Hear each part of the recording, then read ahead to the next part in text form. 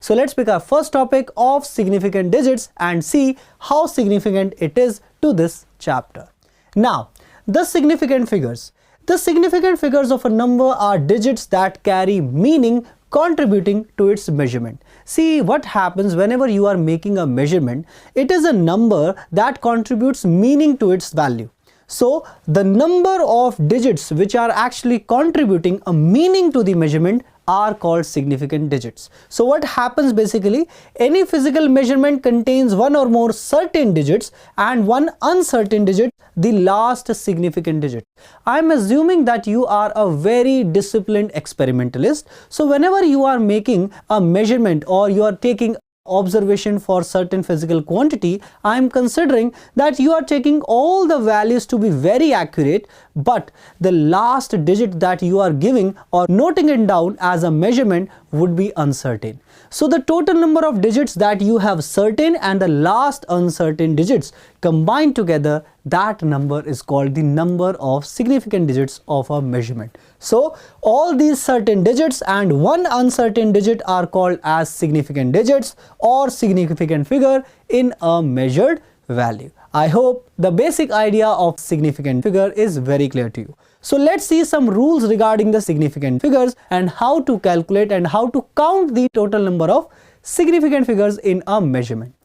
Now, the rule number 1 says a choice of change in different unit does not change the number of significant digits or figures in a measurement. See, it should not happen that if you are choosing a different unit system and I am choosing a different unit system, the number of significant digits, that means the number of digits which are contributing meaning to the measurement, they are going to change. For example, let's suppose I have a measurement of a length that is 4.206 centimeter. Let's suppose if I write it in meter, what is going to happen? 0.04206 meter, and in the form of millimeter it is 42.06 millimeter. Now, in all the three different unit system, the number of significant digits in this particular measurement is actually 4. So this is the main essence of the significant digit study, that it does not change by the change of system of units. But how to calculate the number of significant digits in a given number? There are certain rules to define. So let's see them one by one. Now, the first rule says all non-zero digits are significant. This is a very important rule. Example says 2.483 contains 4 significant figures. Now the most important part is, no matter the number has a decimal place or not, if it is containing only non-zero digits, all the digits are to be considered as significant. So 1, 2, 3, 4. So this number contains 4 significant figures. Let's jump to the rule number 2. It says all zeros appearing between two non-zero digits are significant. So on the basis of this, all the zeros which are appearing between two non-zero numbers will become significant. I hope the rule is clear to you. So the rule number 3 says the trailing zeros in a number without a decimal point are insignificant. So for example, let's suppose I have a number which says 2304000. Now, in this number, these 3 zeros are actually called trailing zeros. So these trailing zeros will become insignificant and only these 4 digits will become significant. That's why there are 4 significant figures in this particular measurement. Now, if I talk about the rule number 4, the trailing zeros in a number having a decimal point are becoming significant. See, in this case, there was no decimal point, so that's why the trailing zeros were insignificant. But now, if the number has a decimal place, what is going to happen? Then all the trailing zeros will now become significant. For example, the number 308.600 has 6 significant digits starting from this 1, 2, 3, 4, 5, 6, because this is the decimal point that we have. So whenever a number has a decimal point, all the zeros which are trailing in that number will become significant. That's why this number has 6 significant figures. I hope this rule is also very clear to you. Now let's jump to rule number 5. If a number is less than 1, so tell me, what happens to a number with less than 1?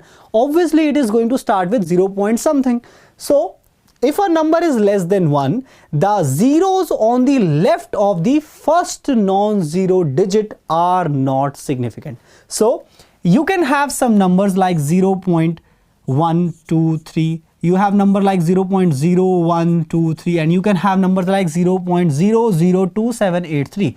So all the zeros after decimal which are lying on the left side of the first non-zero number. So this is the first non-zero number in all these numbers. So the zeros lying on the left of this first non-zero numbers, like these zeros, this zero, so they will become insignificant. So that's why in this number 0.002783, I do have only 2783. Only these four are the significant figures. I hope the idea is very clear to you. Now in the exponential notation, I hope you know how to write down a number in exponent notation. The numerical portion gives me the number of significant figures. Let's suppose I have a number which says 1.43 into 10 to the power minus 4. Now this is the power factor, so it will not contribute to the significant figures, but this numerical portion 1.43 will give me 3 significant figures for this particular measurement. I hope this is also very clear to you. Now what will happen if I have different kind of numbers? So the exact number appearing in the mathematical formula of various physical quantities have infinite number of significant figures. Now for example, let's suppose I write down the surface area of a sphere.